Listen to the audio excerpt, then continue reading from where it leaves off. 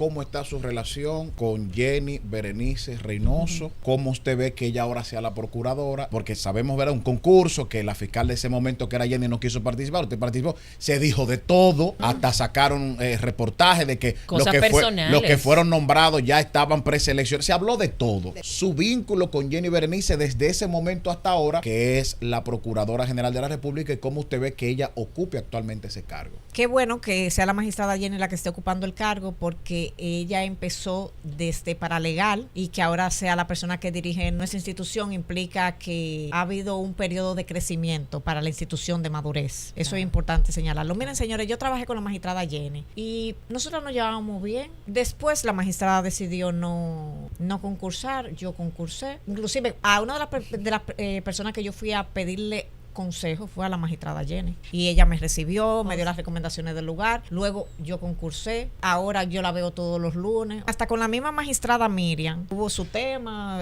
Yo con la magistrada Miriam tengo en la actualidad vean mi libro, quien estuvo en el lanzamiento fue la magistrada Miriam. Estamos de regreso en Despertar Político, y nos toca entrevistar a una mujer de poder. Ella es la procuradora fiscal titular del Distrito Nacional, doctora Rosalba Ramos. Bienvenida. Ay, sí.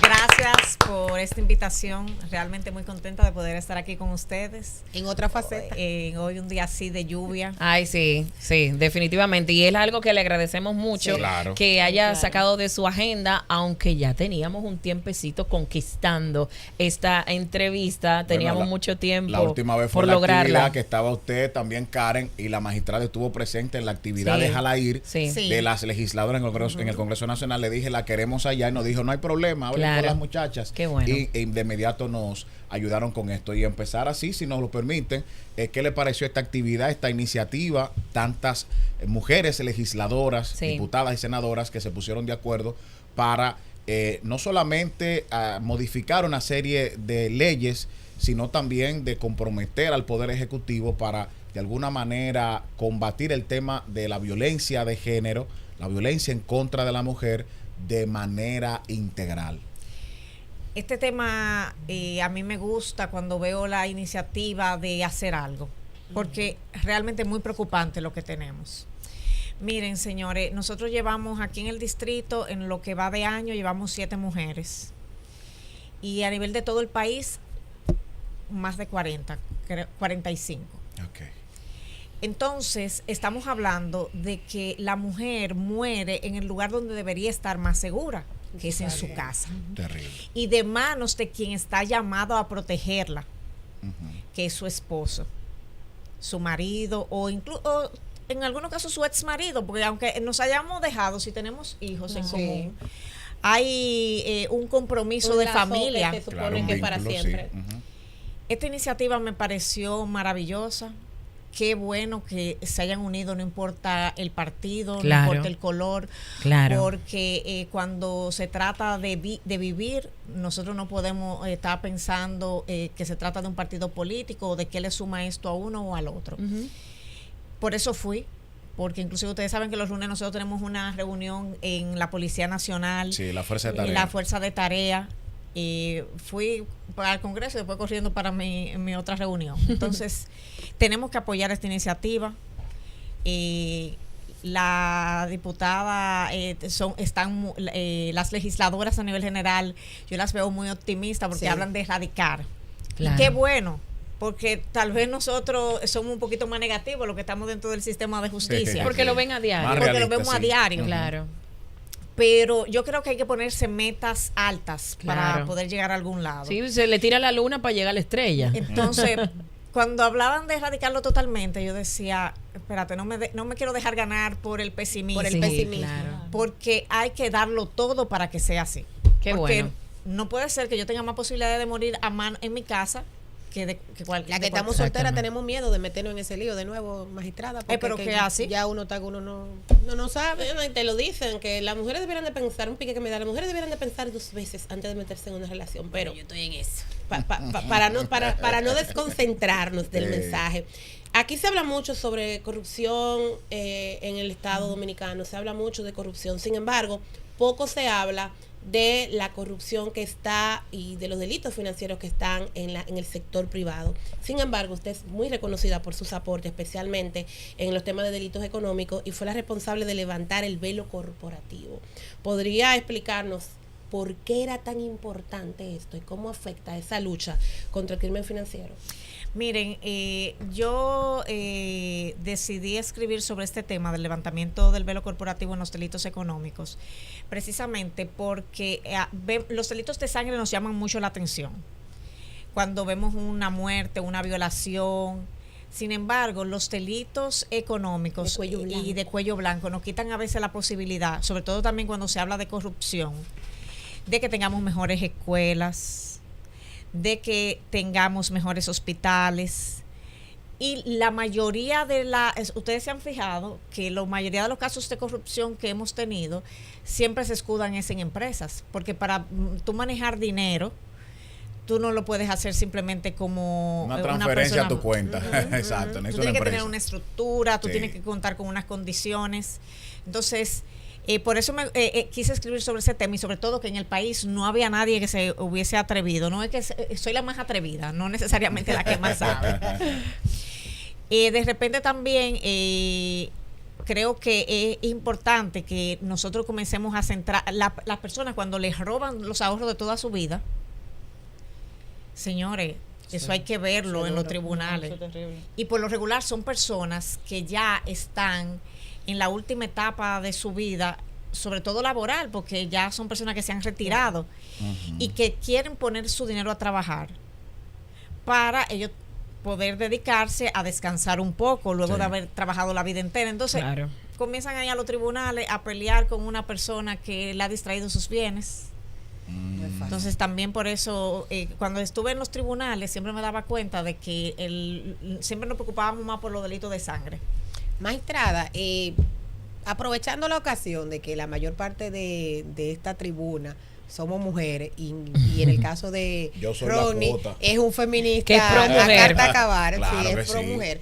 Nosotros las que hacemos política y hacemos vida en estos espacios que son bastante agresivos, bastante agrios, en donde tenemos que romper paradigmas para poder sobresalir. En su caso, que evidentemente maneja un área bastante agria, ¿usted en algún momento se ha sentido acosada, excluida o en cierto modo amenazada porque evidentemente trabaja y maneja temas de interés que pueden afectar sectores que independientemente, aunque no se quiera, se afectan?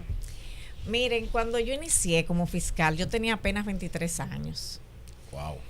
Entonces, de eso hace ya 19, sin sacar no cuenta. Calculen bueno, eso. ya lo tengo ya. Y lo primero que me ocurrió, las primeras cosas que me ocurrieron cuando estaba iniciando, era que los policías querían primero decirme mi amor. El policía aquí no tiene. Que usted sabe, mi amor. Usted decirle a una fiscal, mi amor, el policía si dominicano. si esta conversación estuviese en Twitter o en X, dirían que las mujeres ahora nos hemos echado y no quieren que nos den un piropo. Y eso No. Lo que dicen cuando nos quejamos de que nos digan mi amor. Sí. No, porque lo que pasa es que estamos hablando de trabajo. ¿sí? Claro. Eso es lo que yo entiendo, pero ellos no lo entienden. Entonces era como muy particular. Ella está como recreando. Porque fue una etapa muy graciosa. ¿Qué fue? Le pasó a una periodista que un alcalde de Santo Domingo Este le dijo mami al aire. Oye, mira mami, lo que te estoy muero. diciendo es tal cosa. Eso fue horrible. Graciosa, pero también es incómoda. Incómoda. Ahora Ella yo sería sé ahora. que usted se puede reír en estos momentos, pero en ese momento, Es súper incómodo. cuando va pasando, Sí, es súper incómodo, porque claro. a todas nos pasa. Que hay momentos que uno dice como que, ¿cómo fue que dijiste? Entonces era bastante incómodo y a veces también yo comenzaba y le decía, ¿cómo fue? Claro. Entonces yo ahí reaccionaba y me decían, magistrada. Entonces, pero siempre estábamos entre el magistrada y el mi amor. Y el mi amor. Y el para atrás. Y cada vez que yo... Entonces, eso fue una etapa un poco... También me pasó, yo trabajaba dentro del mismo palacio de la policía. Sí. Porque ustedes no sé si recordarán que cuando los departamentos como homicidio, Estaban todos departamentos ahí, como robo, claro. nosotros estábamos en la parte de atrás de la Sí, policía. Yo fui sí. policía. Entonces ahí ya estábamos nosotros. Yo estaba en el departamento de homicidio. Yo yo siempre tenía mis uniformes de chaqueta, pantalón, falda, chaqueta, pero tuve que dejar de ir en falda. Ay, eso llamaba la atención allá como una cosa increíble. Porque eso era, cuando yo iba en falda, un escándalo. Era como un escándalo. Entonces son cosas que tú dices a veces. También la gente no creía que yo era fiscal por lo joven que, claro, que me veía. Joven, bonita. Entonces, ser bonita incluso es un problema en estos ambientes. Ese es el problema mayor, porque entonces ahí automáticamente entienden que tú no tienes capacidad para hacer el trabajo. También, entonces fue como una etapa que como mujer me tocó demostrar que no solamente se trataba de que yo era joven o que podía tener ciertas cualidades físicas, sino que yo tenía capacidad para poder estar en ese departamento. Duré como 8 meses en ese departamento de homicidios. Y realmente fue uno de los departamentos que más me ha gustado. Y al día de hoy, la dama de hierro, Rosalba Ramos. Mira, realmente yo me he ganado el respeto, gracias a Dios, de mis compañeros y de las personas que tengo alrededor. Me siento contenta en esta etapa de mi vida con los resultados profesionales que he obtenido. Ha sido difícil dirigir la Fiscalía del Distrito, ya tengo 7 años dirigiéndola, cumplí el 21 de septiembre. Estuve en una misa de acción de gracias dándole las gracias a Dios por todos estos 7 años, pero no me arrepiento de nada, al contrario. Rosalba, ay, oye, ya yo te porque los policías. Rosalba, mi amor. Rosalba, mi amor. Yo estoy peor que los policías. Magistrada, yo estoy peor que los policías. Magistrada, usted decía que usted tenía 7 años. Y yo recuerdo, y va más o menos en la misma tesitura de la pregunta de Karen, yo recuerdo que cuando usted entró hace 7 años, se criticó mucho en un principio y decían que estaba ahí por una cuota política, algo así, o sea, como, qué bueno, y es algo que quiero expresar en público, qué bueno que a pesar de las críticas que en un momento tuvo, usted pudo romper todo eso y demostrar que usted es una mujer, o sea, claro, de armas tomar, que es una mujer trabajadora, pero sobre todas las cosas que tiene muchas capacidades. En esa tesitura, y que se han ido y venido gobiernos, ¿no? y ahí. Y ha seguido con su legado. Claro. En esa misma tesitura, ¿qué es esa impronta? O sea, ¿qué es eso que usted diría? El día que me retire, el día que decida retirarme, esto ha sido, o sea, como mi legado, como mi mayor logro, mi mayor legado. Miren, lo primero que yo me propuse cuando llegué era que yo quería una fiscalía más humana, centrada en las personas. Claro. Porque cuando tú manejas tantos casos, nosotros a veces somos como los médicos. Vemos tantos robos, vemos agresiones sexuales, y por un tema de autoprotección uno pierde, se desensibiliza, busca la manera de autoprotegerse y desvincularse. Entonces, las víctimas lo sienten. Los imputados también lo sienten porque tú lo vas llevando en un proceso. Mi caso es un número más, pueden sentir. Entonces, esa era mi meta principal, claro, y ha sido una meta que he mantenido en el tiempo, porque definitivamente que las personas deben ser el centro. Incluso yo he buscado la manera de, a través de los medios, intentar educar a la población, porque las personas van y te hacen las mismas preguntas siempre. ¿Qué es una denuncia? ¿Cómo puedo denunciar? ¿Por qué las mujeres en los casos de violencia de género retiran la denuncia? Claro. ¿Por qué ellas no quieren seguir y después culpan inclusive al mismo Ministerio Público? Las preguntas son las mismas. ¿Por qué el policía me quita el carro o puede quitármelo? Y todo el mundo tiene dudas. Y señores, cuando usted llega al Palacio de Justicia de Ciudad Nueva con una situación, a ti te lo pueden explicar 20 veces. No es fácil. Y te lo explican 20 veces, tú lo entendiste, tú sales del despacho de la persona que te explicó y tú vuelves, ay, pero yo tengo ahora una duda de lo que me dijo. Y es obvio que no podemos tener el tiempo ilimitado para atender a todo el mundo respondiéndole absolutamente todo. Pero lo que yo me he centrado mucho en que el equipo le dé un buen trato a la persona y también, sobre todo, que se le dé respuesta. ¿Cuál? la que merezca el caso. Si es una acusación, una acusación. Si es un archivo, un archivo. Si es que necesitamos más tiempo, que se le explique que se necesita más tiempo y por qué y para qué. Exactamente. Esa conversación es importante. Claro. Es importante, sobre todo en nuestro sistema de justicia, que siempre se habla de lo precario del presupuesto, que hay muchas cosas que se caen, hay cosas a las que no se le da seguimiento por eso, y hay muchas veces sonamos como que le estamos dando una excusa. Sin embargo, es cierto lo de la falta de presupuesto. Yo vi unas declaraciones suyas hace unos días, hace un tiempo, sobre la estructura formal, informal de difamación y extorsión mediática. Sí. ¿En qué consiste esa estructura? ¿Qué usted ha visto como fiscal del distrito? Y si hay alguna manera de poder frenar eso. Estoy preocupada por el tema de la difamación, porque eso implica que muchas de las personas serias que puedan llegar a las diferentes instituciones del Estado, no me refiero solamente a lo que es el tema gobierno, Claro. se pueden sentir disuadidas de poder participar en estas instituciones, porque inmediatamente tú entras a ser una figura pública, te conviertes en un blanco. ¿Qué pasa? Que este tipo de problema sí se puede combatir denunciando las personas que se sientan vulneradas en ese sentido. Sí, porque, claro. Esa instancia privada, ¿verdad?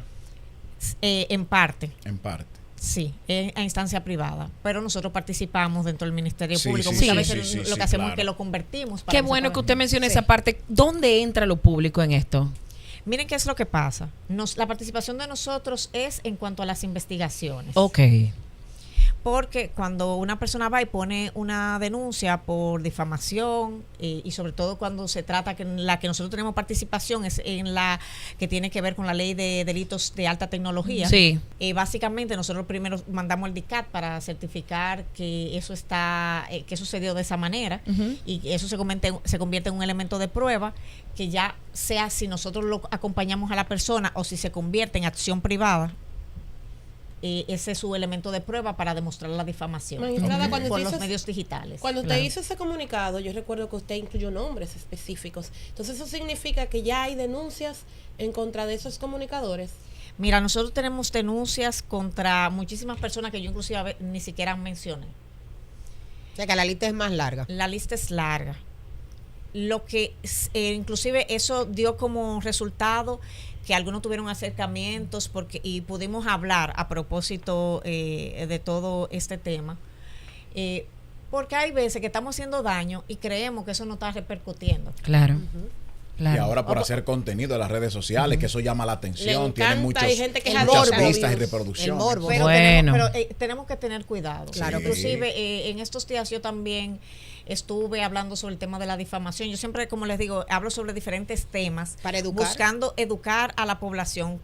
No tanto a la comunidad jurídica, porque la comunidad jurídica coge un libro y la mayoría saben de los temas de los que yo Claro. hablo. Es más para el ciudadano común, Sí, para claro. que pueda tener acceso a la información. Magistrada, ahí en ese orden, yo recuerdo que ese tema cuando lo traje aquí, tenía la preocupación de la delgada línea que había entre lo que es la libertad de expresión, la libertad de prensa y también el derecho al honor y buen nombre que tiene cada persona. Y nosotros, los que tenemos una formación académica como periodistas, sabemos muy bien dónde radica esa diferencia. Pero a nivel de la justicia, ese comunicado, recuerdo que incluso generó una rueda de prensa en el Colegio Dominicano de Periodistas de parte de algunos colegas que se animaron para apoyar la iniciativa en eso que nosotros muy bien entendemos, pero también advirtiendo o haciendo el llamado de que se cuide esa frontera casi borrosa entre una cosa y la otra. Yo creo en la libertad de expresión. Yo creo en que todos tenemos derecho a expresarnos. Lo que sí siempre debemos tener cuidado es cómo esas expresiones y manifestaciones que tenemos pueden dañar a una persona. Ahora, no es lo mismo que coja un micrófono un ciudadano de a pie que tiene una preocupación, que dice, mira, Una denuncia. y se siente mal tal vez por un servicio que se le haya dado. Yo he tenido la mala suerte de que tal vez me ha pasado de que tengo un ciudadano que se siente mal con un servicio de la fiscalía y sale a hablar mal de mí. Y no por eso yo le voy a poner una denuncia por difamación, ni eso va a proceder. Porque él se está expresando y está bajo una circunstancia específica. Ahora, no es lo mismo que ustedes como periodistas tomen el nombre de una persona y comiencen a atribuirle hechos específicos sin pruebas y que pueda ir contra la honra de esa persona. Entonces, la libertad de expresión es una conquista que todos debemos conquistar y proteger. Debemos mantener esa conquista y protegerlo. Claro. Aquí existe la presunción de inocencia, se supone. Porque yo he dicho que por la mediatización de las redes, lamentablemente, aquí ponen los nombres de las personas y automáticamente para las redes esa gente tú eres culpable. Y aún esa persona, o sea, salga del proceso y ya no pese ninguna culpabilidad sobre esa persona, tiende a ser culpable. Entonces, claro, mediáticamente para las redes. Entonces, en esa misma tesitura, en estos días vi un caso donde se decía que una persona creo que era militar, había como que había tratado, no sé si era que había violado o ¿ustedes recuerdan ese caso, chicos? El caso de San Cristóbal. El caso, exactamente. Que supuestamente había violado a una joven de ahí, ¿verdad? Pues resulta que ahí vi en los periódicos que en ningún momento se puso su nombre. Y en otro espacio que estaban diciendo, bueno, pero eso es lo correcto, no deberían de poner el nombre de la persona mientras no se sepa si es real, mientras no se hagan las investigaciones del lugar. Entonces, ¿es así realmente como deben de ser los procesos? ¿No se deben de poner los nombres de las personas o sí se deben de poner? Porque, o sea, ahí entra como una contradicción. No, pero tu pregunta es muy buena. Ahí entra como una contradicción, entonces me gustaría saber. Miren qué es lo que pasa. Cuando tú no has judicializado un caso, tienes que tener cuidado con los nombres. No que no puedas mencionarlo, pero lo ideal sería que no lo hagas. Ya cuando tú tienes una medida de coerción, que tú estás haciendo una solicitud, y sobre todo cuando son casos de interés público, es algo que tú estás solicitándole al juez, no es la culpabilidad o la no culpabilidad de esa persona, es que te garantice que esa persona se va a presentar ante el proceso bajo un esquema que se va a determinar dentro de esa audiencia, que puede ser que yo te diga, mira, realmente él no se puede presentar porque él no tiene ningún presupuesto. Entonces se le pone prisión preventiva. Pero de repente el juez puede decidir algo totalmente diferente. Entonces ahí los nombres, tú sí los puedes dar perfectamente. Yo sí sé que eso trae como consecuencia que comenzamos a cuestionarnos respecto a que luego, si lo declaran inocente, que desatacha, pero por eso es que siempre se habla de que supuestamente, presuntamente, alegadamente, probablemente. Pero en el caso de la policía, pero es el nombre de la persona. El caso de la policía, ¿verdad? Que sabemos que es un auxiliar de la justicia, pero hay apresamientos y antes de que inicie el proceso en los tribunales se dice el reconocido delincuente. ¿Esa parte es correcta o usted observa en eso una oportunidad de mejora? Hay una oportunidad de mejora. De acuerdo. Ahora, nosotros estamos luchando con el nuevo código de que exista algo que se llama reiteración delictiva. Que han salido a criticarnos mucho a propósito de eso. Para el código procesal, ahora que se está discutiendo, perfecto. ¿Por qué nosotros queremos esto? Yo tengo... con el tema de robo, por ejemplo, hay veces que yo tengo una persona que yo la someto 10 veces. La persona llega a acuerdos con las diferentes víctimas, pero vuelve y sale. Es reincidente. Entonces, no tiene una condena, porque nunca ha sido condenado por el tipo penal de robo. Por eso cuando lo matan, entonces uno ve que fulano tenía tanta ficha y uno dice, ¿qué hacía en la calle? Exactamente. Entonces, por eso es que estamos solicitando lo que se denomina la reiteración delictiva. ¿Y qué implicaría esa tipificación? No es una tipificación. Esa figura. Lo que más sería es para que el juez tome en cuenta cómo va a ser que una gente que lo condenaron a 30 años está libre. Y eso pasa en este país. Pero muchas Claro, veces. Lo vemos a cada rato. Eso pasa en este país. Que una persona condenada a 30 años está conociendo sus recursos en libertad. ¿Por qué se da esto?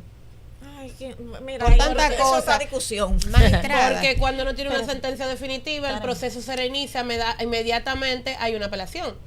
Pero miren qué es lo que pasa. Nosotros en este país tenemos que aspirar a seguir. Hemos tenido muchas conquistas, pero todavía hay muchas oportunidades de mejora en todos los sentidos. Porque de eso no escapa tampoco el Ministerio Público, porque yo no quiero. Yo estoy consciente de las cosas que nosotros como institución también tenemos que mejorar. Ahora, señores, tenemos que tener cuidado, porque por eso es que si una persona que ya tiene 10 casos de robo y tú vas ante el tribunal y le pides, dale prisión preventiva, porque hablamos del abuso de la prisión preventiva, pero por lo menos aquí en el distrito, yo voy a hablar del distrito, que es la jurisdicción que a mí me corresponde. Nosotros tenemos menos de 500 presos preventivos. ¿El distrito? Sí, el distrito nacional. ¿De cuántos? Como hay como 13,000 o 12,000 a nivel nacional. No, en el distrito, en el distrito. ¿Cuánto? A nivel nacional hay 25 Preso, pero preventivo, creo que son como la mitad. Preventivo, el distrito tiene menos de 500. Menos de 500 personas. Correcto. Pero digo que a nivel nacional, el universo de privados de libertad son como 25,000, ¿verdad? Son más del 50%. Y más del 50% son preventivos. O sea que yo digo que si de 13,000 que hay a nivel nacional más o menos, solo en el distrito, que es una provincia, o sea, súper poblado, más que cualquier provincia, 500 es un número bueno. Claro. Porque gracias a Dios nosotros conocemos nuestros procesos rápidamente y en menos de un año ya nosotros tenemos respuesta, por lo menos la primera sentencia. ¿Y cómo puede entonces replicarse eso a nivel nacional? En otras demarcaciones. Porque en la Fiscalía del Distrito es un éxito y lo hemos visto que ha funcionado. ¿Cómo podrían los otros fiscales también replicar ese modelo? Miren, nosotros con esas reuniones que estamos haciendo los lunes hemos logrado cosas importantes.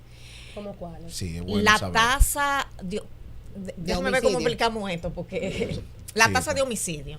La tasa de homicidio del Distrito Nacional en este momento es de un solo dígito. La tasa de ¿qué implica esto? Anteriormente la teníamos en 16, 15%. Anual. ¿Cómo estamos? Por debajo de 10, un solo dígito. Ajá, en un anual. solo dígito. Sí, pero puede ser Sí, 7, anual. 8, 9, 9. Porque la de este ok. mes, porque nosotros lo vamos, el acumulado, es decir, desde enero hasta este mes es de 7. De 7. La de este mes ha subido un poco, porque ustedes supieron lo que pasó en el Millón, Sí, que el señor que mató a su esposa y a la suegra. Y falta diciembre, que es el mes más difícil. Que esperemos Sí, que en diciembre es el mes más difícil Claro, para nosotros. claro. Esas definitivamente. cifras de homicidio, ¿cómo se calculan? ¿Se calculan homicidios? Por cada 100,000 habitantes. Sí, pero ¿qué se toma en cuenta? ¿Son todos los homicidios o son los homicidios que se hacen mientras hay un tema de riña o feminicidio como en este caso? Todos los o el homic- robo, todos los homicidios. homicidios. ¿Incluye intercambio de disparos de la policía? Todos los homicidios. Excelente. Porque se ha querido en los medios de comunicación tergiversar Por eso. las últimas Por eso. estadísticas que se han Claro. dado de homicidio, queriendo desligar o decir que se ha cambiado el modelo de cómo hacer la estadística, diciendo No. que los intercambios de disparos no se están calculando dentro Por de eso las pregunto. estadísticas de Claro, homicidio. claro. Y yo creo que sería bueno aprovechar su presencia aquí para resaltar esta parte, porque han querido como mover voy una a aclarar esto. La tasa de homicidio de un país no se mide por como tú creas. O sea, yo no puedo venir y decir, ok, vamos a medir ahora los robos de esta manera. O vamos a medir los delitos de alta tecnología de esta manera. No es que hay un estándar. Como se mide en Honduras, como se mide en Perú, como se mide en Costa Colombia. Rica, en Colombia todos tenemos el mismo protocolo para mismo medirlo. estándar, claro. ¿Qué no entra en la tasa de homicidio? Un delito como si yo mato a una persona en defensa propia. Claro. Esa claro. es otra historia. Bueno, Se que hay una entiende. eximente de la misma porque ley. hay Porque hay una una- eximente de la Sí, misma ley. ujú.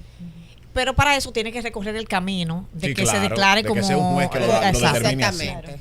O que un fiscal le dé el archivo correspondiente si tienen los elementos de prueba suficientes como para hacerlo. Ah, excelente. Entonces, eso no es como yo quiera que se mide. Qué bueno que lo diga. Porque yo quisiera que se me midiera de otra forma. a mí me gustaría que me midieran mi población flotante en el Distrito Nacional a la hora de los homicidios. O sea, que son gente que ni son de aquí, que vinieron a una fiesta en el distrito y pasó de paso. Inclusive también me gustaría que me midieran, que no me midieran a los extranjeros en la tasa de homicidio. Sin embargo, sí. Porque ellos, si usted está, ¿qué pasa? Muchas veces tú no está contabilizado dentro del censo, pero cuando matan a esa persona, entra dentro de la tasa. De la estadística. Entonces, no está vivo para una cosa, pero muere para otra. Como ocurre con las muertes, pues la mortalidad materna, justamente, que hay una población de extranjeras que muere aquí, que entró ilegal, pero al momento de que ocurre la desgracia, porque es un deceso, sí cuenta las estadísticas. Magistrada. Sí, tienes razón. Tiene mucho Cuando sentido. entró el gobierno del presidente Luis Abinader, uno de sus grandes estandartes tenía que ver con la lucha contra la corrupción. Sin embargo, y se volvió una práctica muy común, decían que durmieran con ropa, porque hacer los allanamientos se volvió un pan y circo. Llegaban de noche, toda una parafernalia, no le dejaban a veces a la persona ni siquiera que se pusieran ropa. Esta práctica es una práctica común de este proceso, o era algo que tenía que ver más con farandulizar esta problemática. Miren, los allanamientos son traumáticos de por sí. Yo le puedo decir que un allanamiento es traumático tanto para la persona que es objeto del mismo como para quien lo está realizando, porque es de mucha tensión. Claro. En ese momento, por supuesto, que había un componente de que político, de mediatizarlo, pero le voy a decir, los allanamientos son traumáticos.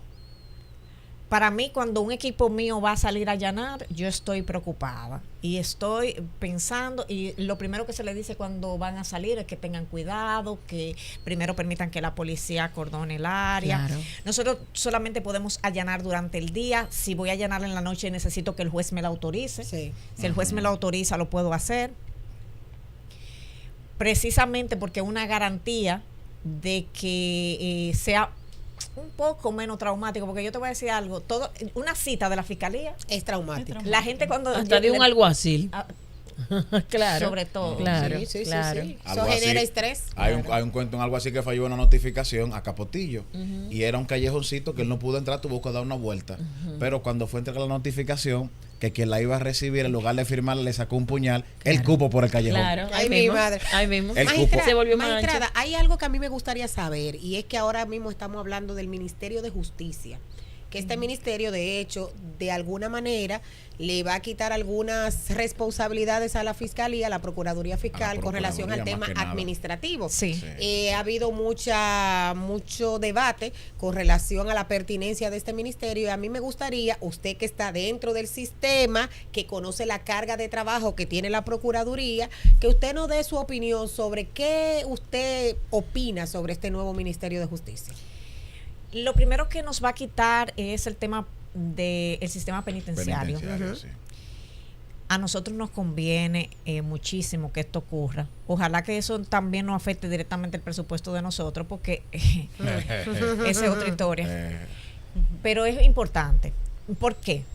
Cuando yo voy a un tribunal y una de las mayores situaciones por las cuales me extinguen los procesos es por el no traslado del imputado. A veces, eso ocurría antes. Entonces, como el sistema penitenciario estaba bajo el cuidado de nosotros, era una falta que me la atribuían a mí. A ustedes directamente. Como le digo, gracias a Dios que eso es un tema, por lo menos en el distrito, más que superado. Nosotros las extinciones, como ya antes del año tenemos decisiones, no es algo que nos ocurra muy a menudo. Pero cuando no trasladan a un preso y es tu responsabilidad, eso es algo que también nos afecta. También el sistema penitenciario lleva un presupuesto muy importante, económicamente hablando. Y nosotros también, porque para investigar tú necesitas dinero. Claro.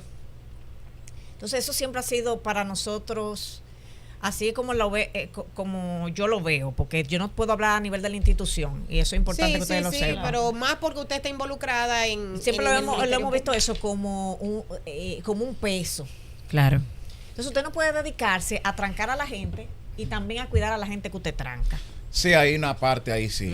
Igual con el tema de la INASIF también, que sea la Procuraduría, que sea una dependencia de la Procuraduría, que tenga ese vínculo cuando es la que certifica la calidad de las pruebas que el tema del INASIF, ellos tienen un consejo que forma parte la Defensoría Pública. Hay cierta independencia, ¿verdad? Sí, lo que pasa es que económicamente depende más del Ministerio Público, porque ahí opinamos todos, pero depende económicamente de la Procuraduría en el mayor sentido. Magistrada, una pregunta. ¿Cómo es su relación, cómo está su relación con Jenny Berenice Reynoso? ¿Cómo usted ve que ella ahora sea la procuradora? Eso en el contexto de que recordemos que cuando usted llega al cargo por un concurso y fue ratificada hace unos meses, ¿verdad? Hace como 2 años. Hace 2 años fue ratificada. Pues hace más todavía. O sea, que fue confirmada en el puesto. O sea, que ha hecho una buena labor. Pero en principio fue turbulento porque sabemos, ¿verdad? Un concurso que la fiscal de ese momento, que era Jenny, no quiso participar. Usted participó. Se dijo de todo. Hasta sacaron reportajes de que los que fueron nombrados ya estaban preseleccionados. Se habló de todo. Pero usted se ha impuesto, se ha mantenido. Ya este tiempo que usted tiene ahí, para mí no hay que cuestionar nada. Sí. Ahora bien, su vínculo con Jenny Berenice desde ese momento hasta ahora, que es la Procuradora General de la República, y cómo usted ve que ella ocupe actualmente ese cargo. Qué bueno que sea la magistrada Jenny la que esté ocupando el cargo, porque ella empezó desde paralegal. Wow. Dentro de la institución, y que ahora sea la persona que dirige nuestra institución implica que ha habido un periodo de crecimiento para la institución, de madurez. Eso es importante señalarlo. Miren, señores, yo trabajé con la magistrada Jenny. Yo estaba en litigación 1. En litigación 2, perdón. Lo que pasa es que allá tenemos litigación 1 y litigación 2. Okay. Y nosotros nos llevábamos bien. Después la magistrada decidió no concursar. Yo concursé. Inclusive, tengo para decirte que antes de yo ser fiscal titular del distrito, yo fui fiscal titular de Santo Domingo Oeste. Yo no sé si ustedes lo recordarán. Sí, lo recuerdo. Y que fui la primera fiscal de esa demarcación, porque ellos nunca habían tenido fiscal titular. Yo le he dado seguimiento, lo recuerdo. A una de las personas que yo fui a pedirle consejo fue a la magistrada Jenny. Excelente. Y ella me recibió, me dio las recomendaciones del lugar. Luego yo concursé. Ella fue a la corte. Ahora yo la veo todos los lunes. O sea, nosotros tenemos una relación cordial, profesional. Ahí no hay chisme, ahí no hay nada. La nebulosa. Son dos grandes profesionales. Inclusive en su momento, miren, hasta con la misma magistrada Miriam, hubo su tema. Yo con la magistrada Miriam tengo en la actualidad vean mi libro. Quien estuvo en el lanzamiento fue la magistrada Miriam. Que ¿Cómo se llama su libro? El levantamiento del velo corporativo en los delitos. Fue la pregunta que yo le hice. De los delitos económicos. Deberían entonces los gobiernos que vienen, el Consejo Nacional de la Magistratura, seguir apostando por procuradores, ahí incluye a hembras, ¿verdad? Y a hombres y mujeres, por gente que sea de carrera. Usted destaca eso de que Jenny Berenice es desde el principio la de la carrera, claro. Okay. Miren, yo siempre he sido coherente en lo que he dicho. Yo siempre he creído que el procurador de un país, el hecho de que lo nombre el presidente de la República, no implica que en lo absoluto vaya a afectar la independencia del Ministerio Público. Nosotros somos un órgano muy maduro, todo es por concurso, no hay nada más independiente que un fiscal. Te lo digo porque hay veces, yo lo que soy es un gerente de una jurisdicción, pero cada fiscal es responsable a nivel disciplinario. No se le puede bajar línea. No. Mira, no hay nada más difícil que un fiscal, porque eso tiene su personalidad. Pero no le suma. Pero no le suma esto de la reforma constitucional que le pone la condición de que tenga como mínimo 5 años no haber militado en ningún partido político. Porque eso se sobreentiende de que si yo hice presidenta y me designa a mí, somos compañeros, somos colegas, y de repente como que yo voy a recibir sus lineamientos si soy el procurador. Esa es la percepción que se tiene. Esa reforma constitucional no aporta de que sea alguien distante de la política, aunque sea por 5 años antes de aspirar. La política criminal de un Estado es determinada en muchos sentidos por el Procurador General de una república. Entonces, un presidente debe tener incidencia. Ok. O sea, y usted eligió a un presidente, usted lo hizo de manera democrática. ¿Por qué pensamos que el hecho de que lo elige el presidente, que lo elegimos todos, y que va por la mayoría, porque votamos la gran mayoría, ¿por qué tiene que ser malo? O sea, usted entonces, no sataniza eso como mucha gente lo hace. No, claro que no. Entonces, yo he visto gente muy política, que es muy profesional. Y muy he visto objetiva. personas que son demasiado tibias. Usted tiene que ser frío o caliente. Entonces, Pero eso no le implica que usted lo vaya a hacer mal por eso. entonces es Excelente. mentira eso del Ministerio Público independiente. El Ministerio Público no hay manera de que sea totalmente independiente. No, nosotros somos independientes. Eso es lo Eso que es lo lo que dicen, ella que está son diciendo, que independientes independiente. independientemente de Déjenla quién lo nombre. responder, déjenla Sí, responder. nosotros El somos protagonista es el invitado. Miren, señora, el Ministerio Público es independiente.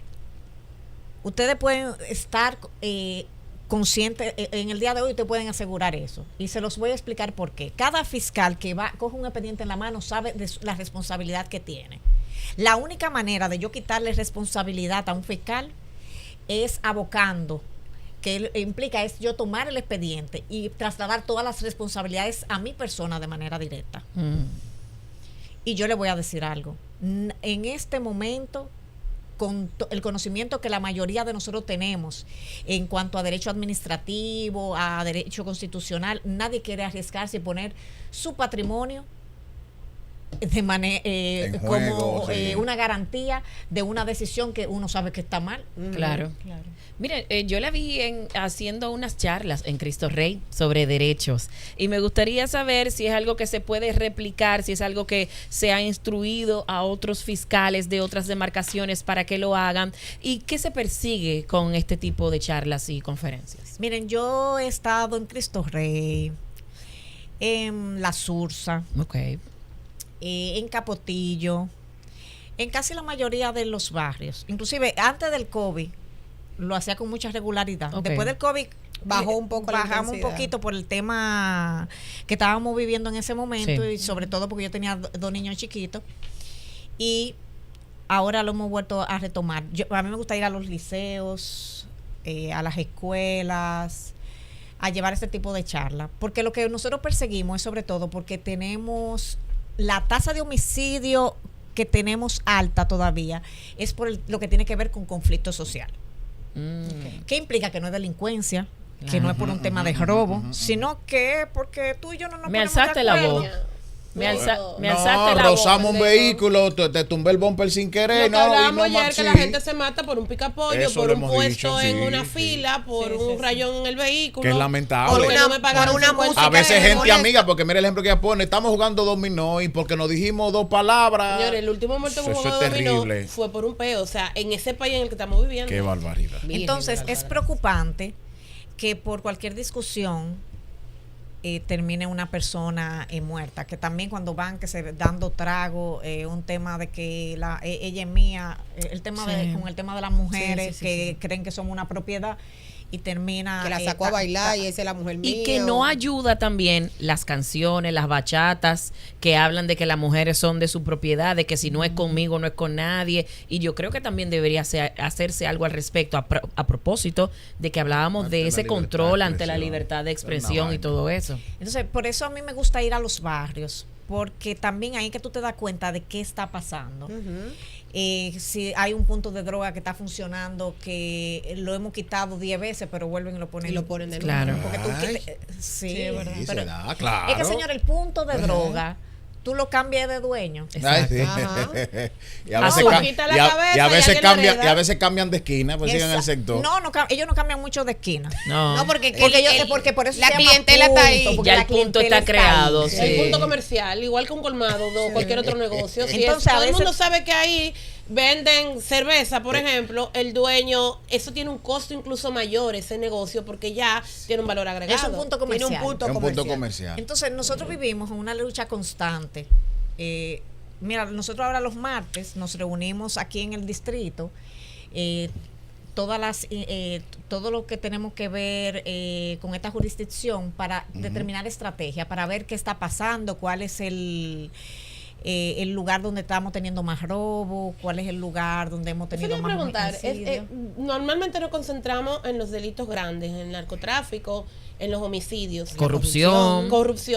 ¿Qué se está haciendo para ese raterismo?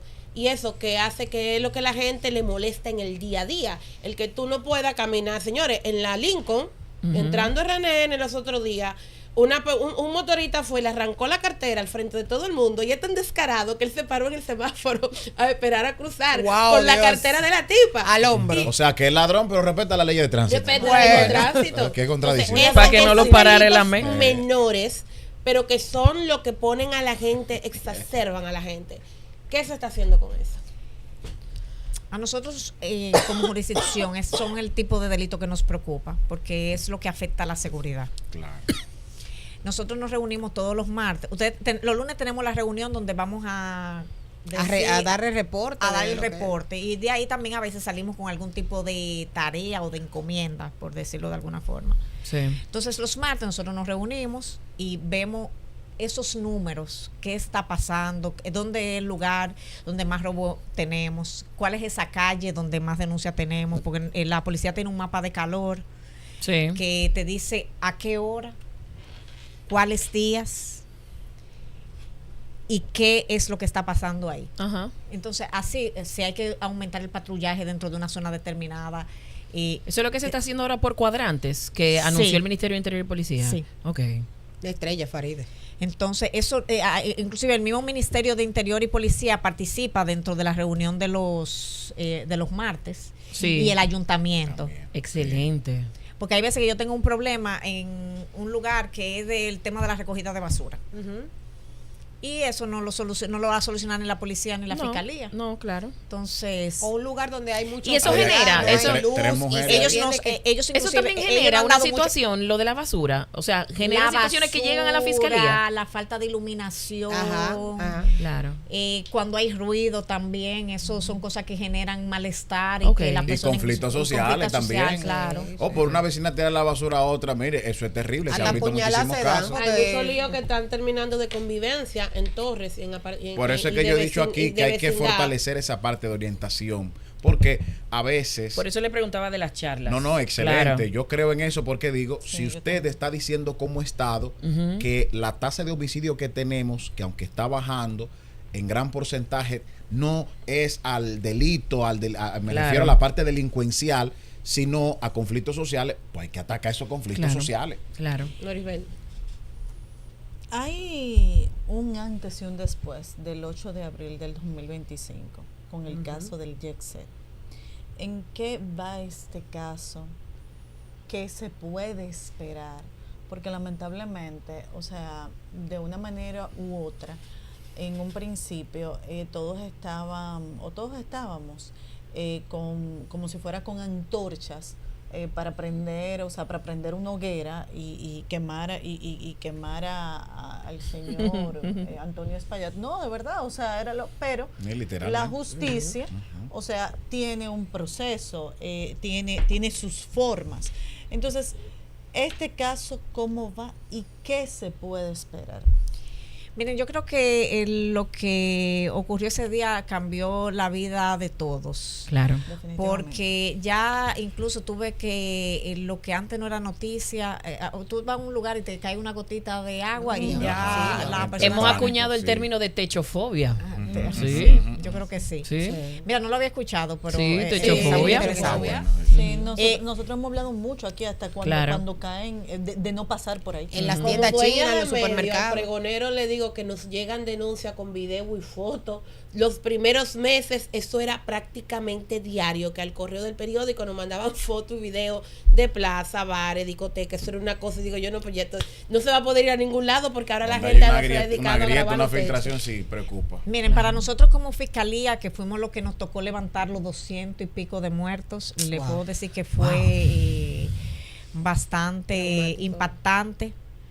Y realmente al final nosotros hicimos lo que nos correspondía, que fue presentar la medida de coerción. Ya el tribunal fue que determinó, nosotros pedimos prisión preventiva, pero el tribunal decidió algo totalmente diferente. Inclusive, a pesar de que se apeló, la Corte también optó por ratificar lo mismo. Ya lo que nosotros... Y lo del homicidio involuntario, que es lo que se ha criticado mucho en cuanto... Porque la ley es la ley, la que tenemos ahora, Sí, el Código claro. Penal, que dice que la máxima son 2 años. Y la gente le preocupó mucho que se utilizara la figura del homicidio involuntario y que luego se quisiera poner el caso como complejo. Yo misma lo critiqué, sin tener un conocimiento profundo de derecho, que no lo tengo, y por eso le hago la pregunta. Yo misma critiqué en su momento cómo se va a declarar este caso complejo a 18 meses si la pena para el homicidio involuntario son 2 años. Entonces, ¿no pudo haberse utilizado otra figura que tal vez tuviera más peso en ese sentido? Miren, las cosas son lo que son.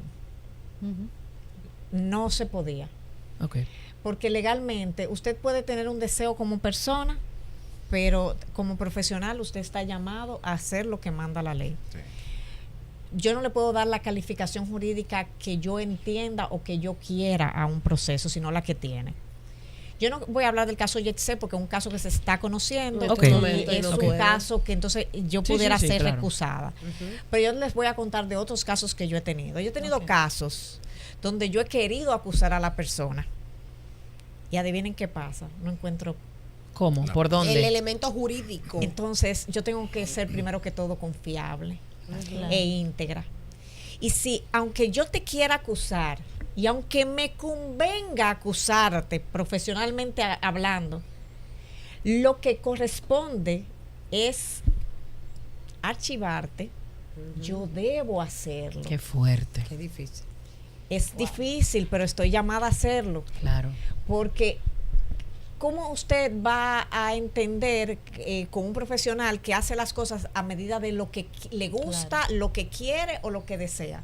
Si usted va donde mí y yo le digo, sí, vamos a acusárselo porque la persona me cae mal. Entonces, el día que usted también me caiga mal, yo lo voy a procesar a usted. Sí. Es lo que se habla aquí siempre, sobre todo el coordinador Linares, del debido proceso. Entonces, Es lo que entonces el debido proceso, Sí. definitivamente. A mí me encantaría a veces decir, mira, este lo vamos a procesar simplemente porque sí.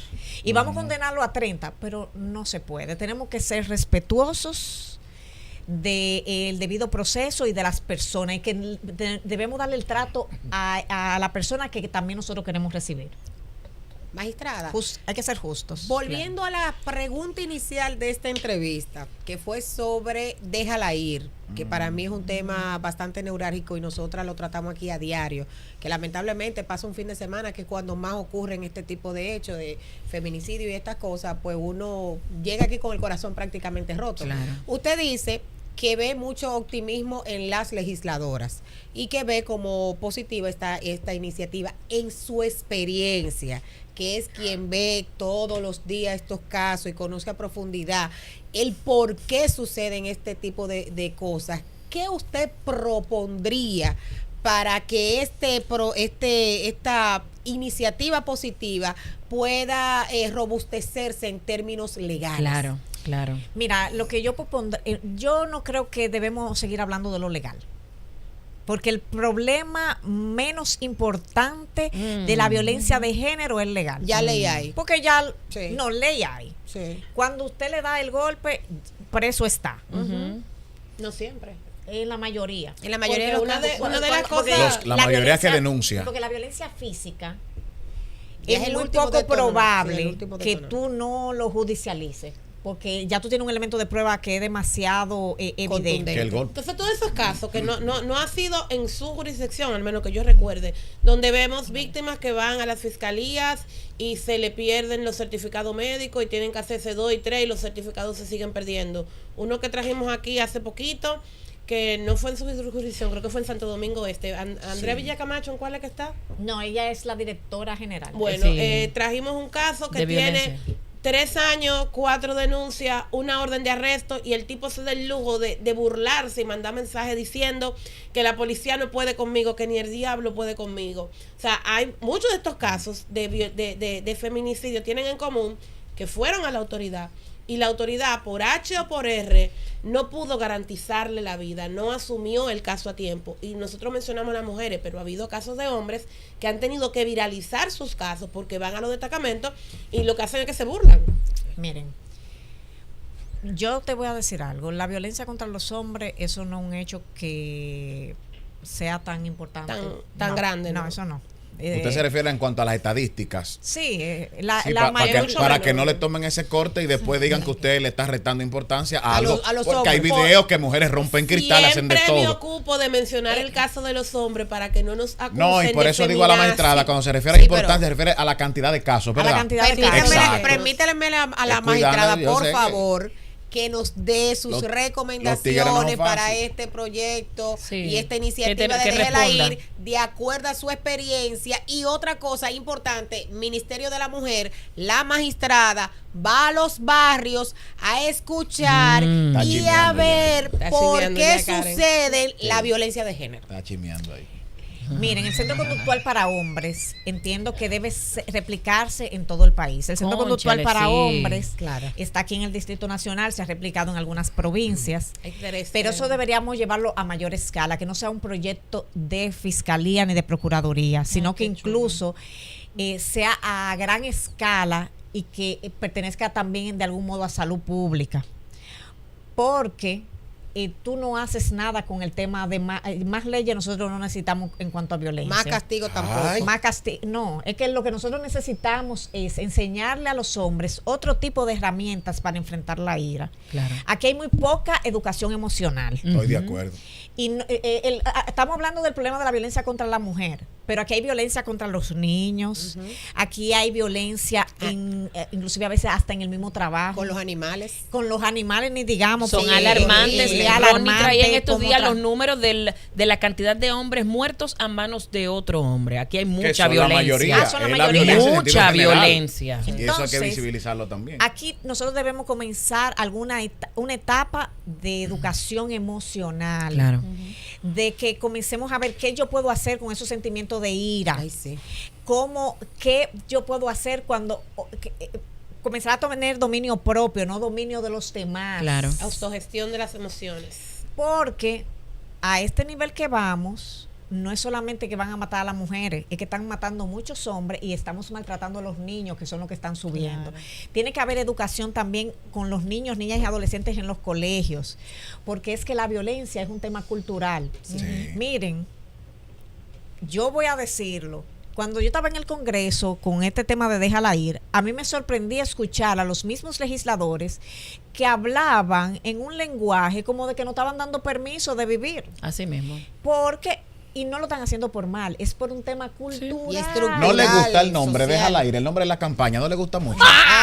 Ay, ¡Míralo Dios ahí! mío. No. ¡Míralo ahí! Ya lo habíamos. Diablo, Pero discutimos yo claro, eso aquí claro. y yo peleé defendiendo Déjala a ir, ¿a Kimberly. dónde? Kimberly, no fui yo, la fiscal dice que no te da acuerdo. ¿Por qué, No, fiscal? pero espérate, Para que el corte esté pero Yo completo. te voy a decir algo. Sí, ¿por qué no le gusta? Kimberly, entiendo que ella hizo lo mejor que pudo Y tiene hacer. una buena en ese intención, sentido. Tiene eso una es intención innegable. que miren, No, yo la no. yo Esa reforma estoy integral apoyando. Usted la apoyó, no usted tiene fue allá, usted desperdicio. fue, usted Y fue. yo estoy inclusive desde mis redes he replicado Oye, de manera ministra. personal y profesional la apoyo. ¿Y por qué Claro. no le gusta el título de la El campaña término. Déjala ir? Porque lo siento como Porque una propiedad. Déjela- es totalmente machista. Sí, se oye. Porque usted no un me tiene poco- que dejar ir. Bueno, Porque yo no soy, para usted déjame ir porque yo soy suya. por supuesto. Pero esa no es la práctica realmente.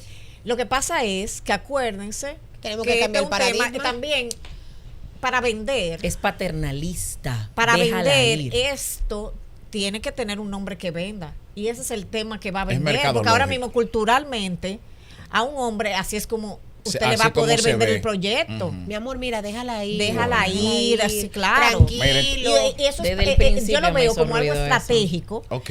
para poder llegar al público que necesitamos, que es el de los hombres. Ujú. Porque yo te apuesto que todos los hombres van a estar de acuerdo con ese título.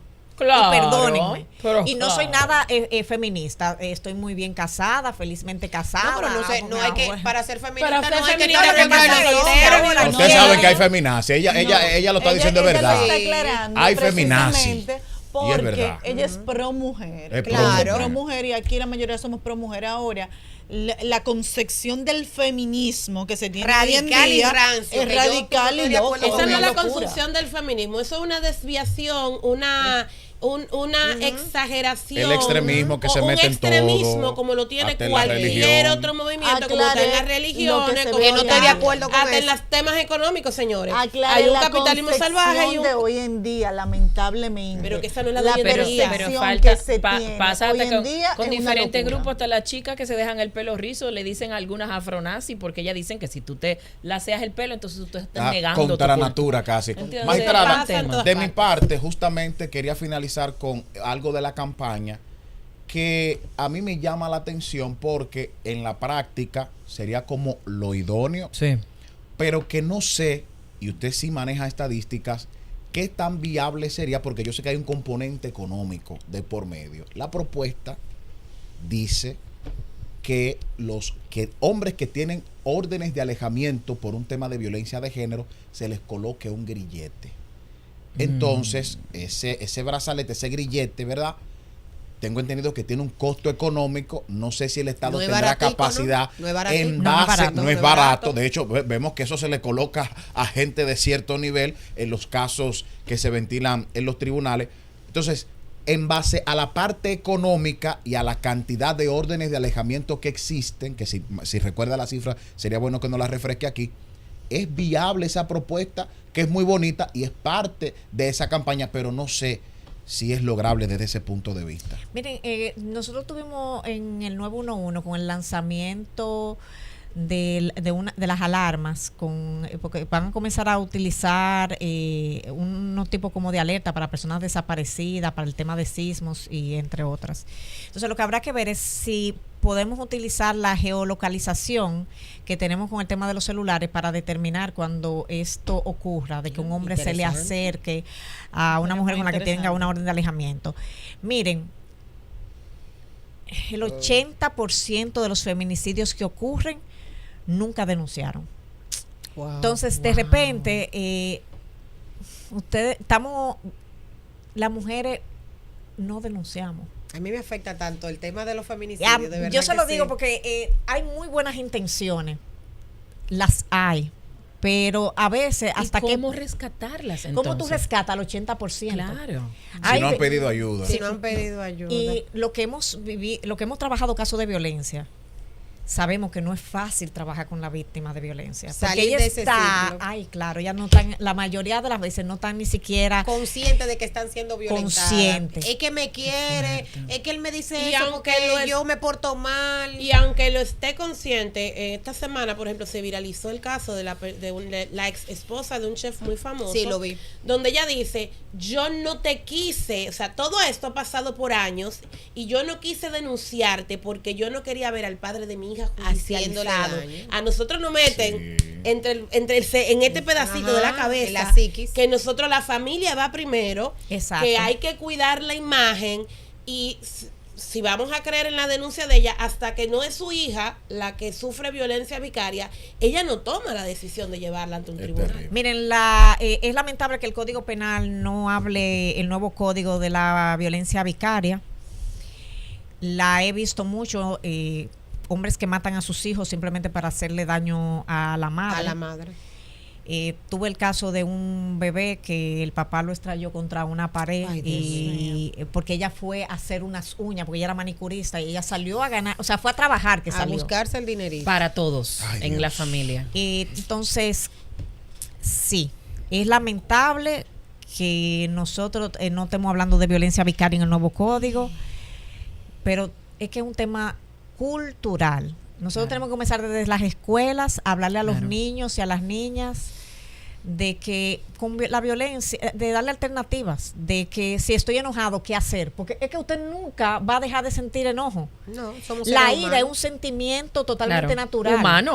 Humano. Entonces, tenemos que educar al ser humano para que entienda qué hago cuando estoy enojado, qué hago también hasta cuando estoy feliz, porque cuando estoy feliz puedo también tomar decisiones que son erróneas. En la efervescencia, en la...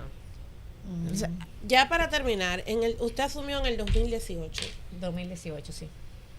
de esas metas que usted se planteó, ¿cuáles ha podido cumplir y cuáles le faltan? Miren, estos han sido 7 años de muchos retos. Yo creo que yo he sido una fiscal que ha enfrentado cosas que ningún otro titular del distrito le correspondieron en su momento. Lo primero es que yo llego, y aunque la mayoría no lo crea, yo no tenía ningún tipo de apoyo político. Luego dejé de tener apoyo institucional. Sí.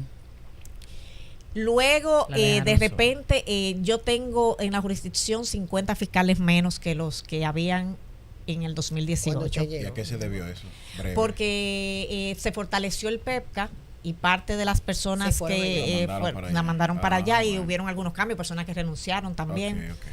Igual pasó con personal administrativo, que fueron aproximadamente 60. De repente, entonces, estamos hablando de un déficit de 110, 120 personas. Mucho. Eso sin contar con que muchas de las personas que se llevaron para otros lugares tenían mucha experiencia. Y los que comenzaron entonces otra vez en el distrito eran personas que eran fiscalizadores, que estaban iniciando su carrera dentro del Ministerio Público. Que hay una curva de aprendizaje que hay que recorrer. Recorrer. Vino el COVID. Que el COVID, ustedes no se pueden imaginar lo que implicó para nosotros, porque nosotros seguíamos trabajando desde las casas. En homicidio nunca dejó de trabajar. Era con unos trajes que salían los muchachos y también había un temor porque era algo totalmente desconocido. Sí. Delito de alta tecnología tampoco nunca dejó de trabajar. Todos los otros delitos se cayeron en un 40 y un 50% la denuncia, pero seguíamos dándole respuesta a todos los demás casos y judicializando los casos de robo que tampoco nunca se paralizaron. Yo he crecido mucho como profesional porque me tocaron tantos retos que no creía que fuera posible. Cuando yo me vi con 100 y pico de personas menos, yo dije, no, pero esto va a haber que cerrarlo. Y sin embargo, salió a camino. He salido a camino. Lo que he mostrado es solamente los éxitos. Claro. Yo no soy una mujer que se queja de lo que le hace falta, sino que con lo que yo tengo he tirado para adelante y sigo tirando para adelante. Ya lo que me queda es un año dentro de la jurisdicción. ¿Y se puede repetir?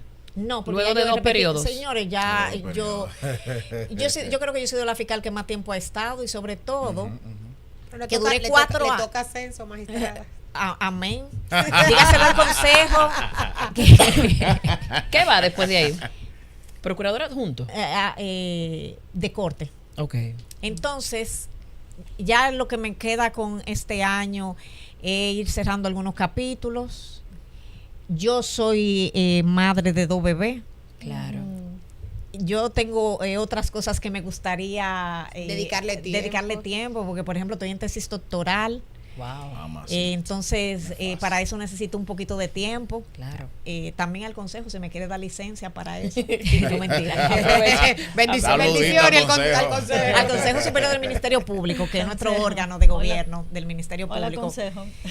Y la verdad es que yo no soy una mujer que se conforma porque sigo poniendo metas, pero sí soy una mujer muy agradecida y todo se lo debo a Dios y se lo agradezco a Él, porque donde yo creía que cuando yo creía que ya yo no podía, Él me dio nuevas fuerzas y sobre todo que me ha dado la oportunidad de demostrar que con poco se puede seguir adelante y que yo sigo mostrando resultados. Mira, tenemos más de, en tema de droga, este año nosotros llevamos más de 200 allanamientos en droga solamente. Wow. Microtráfico.